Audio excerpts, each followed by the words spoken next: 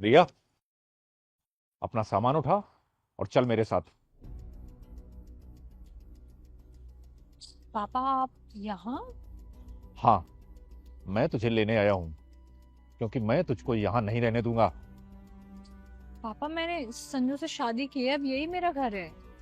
ये तुम्हारा घर है? ये कबाड़ खाना तुम्हारा घर है? कबाड़ खाना नहीं है, ये हमारा घर है। ऐसे घर को कबाड़ खाना ही कहते हैं। एक तो तुमने बिना हमारी मर्जी के इससे शादी करके अपनी जिंदगी बर्बाद की है।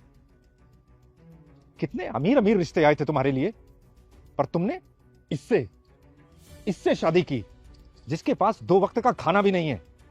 नहीं है तो कमा लेंगे पापा, मिलकर कमाएंगे और खा लेंगे। और नहीं भी होगा ना तो भूखी रह लूंगी मैं, पर रहूंगी संजू के साथ।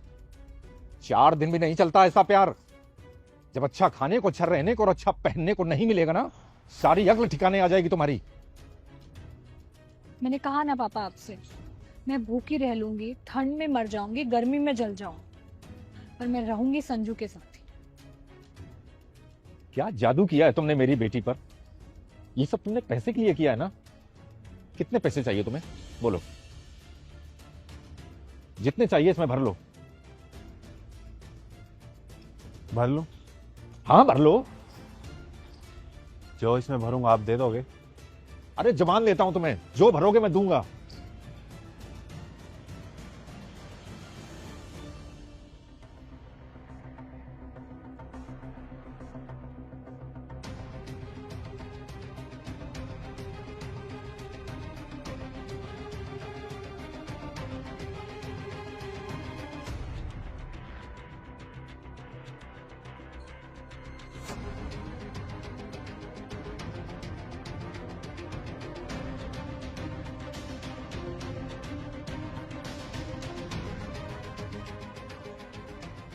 मेरे लिए रिया से कीमती कुछ भी नहीं है, और मुझे रिया के अलावा कुछ चाहिए भी नहीं।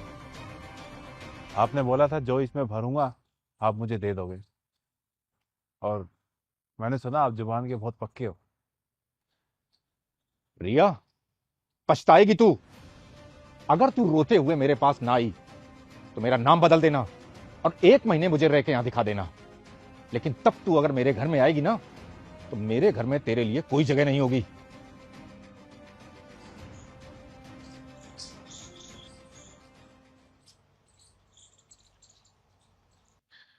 मैं बहुत डर गई थी जब तुम चेक भर रहे थे।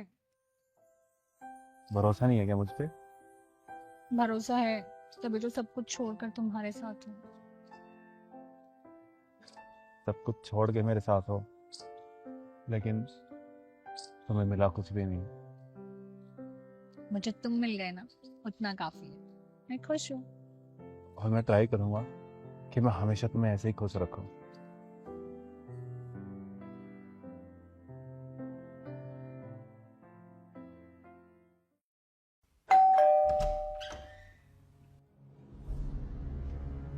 पापा आप, और ये क्या हुलिया बना रखा है आपने? अब बताऊं बेटी? आप पहले तो अंदर आइए।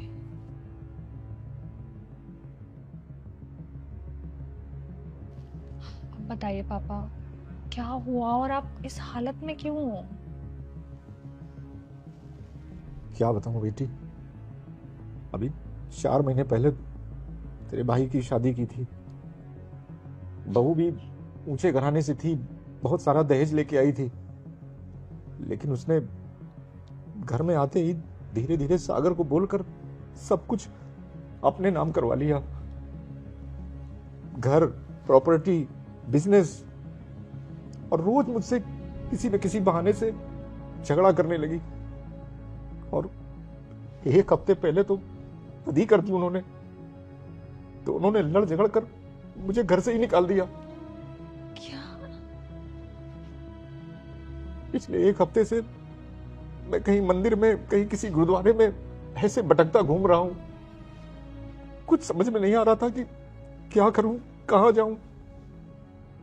बस मदद की उम्मीद से मेरे पास चला आया। सही किया पापा, आपने आप यहाँ पर आ गए। और भैया भाभी की हिम्मत कैसे हुई ये सब करने की? सब कुछ तो आपने ही अपनी मेहनत से कमाया था। मैंने अपनी जिंदगी भर की कमाई उन्हें दे दी, लेकिन उन्होंने मुझे अपने साथ नहीं रखा। कोई बात नहीं पापा, आप परेशान मत होइए।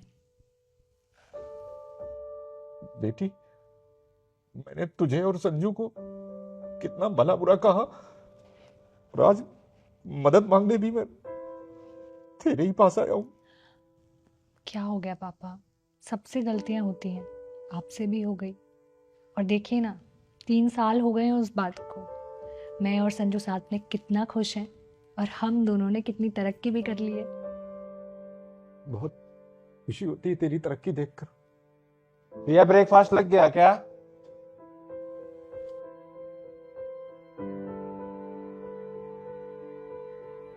बाबा आप यहाँ हमारे घर?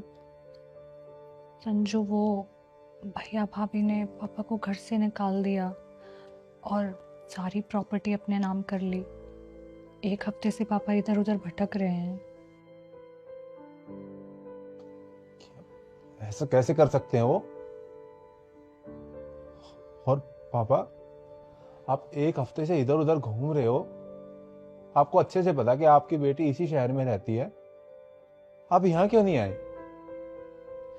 और आप बिल्कुल चिंता मत करिए, हम हैं ना, आप यहीं रहिए हमारे साथ।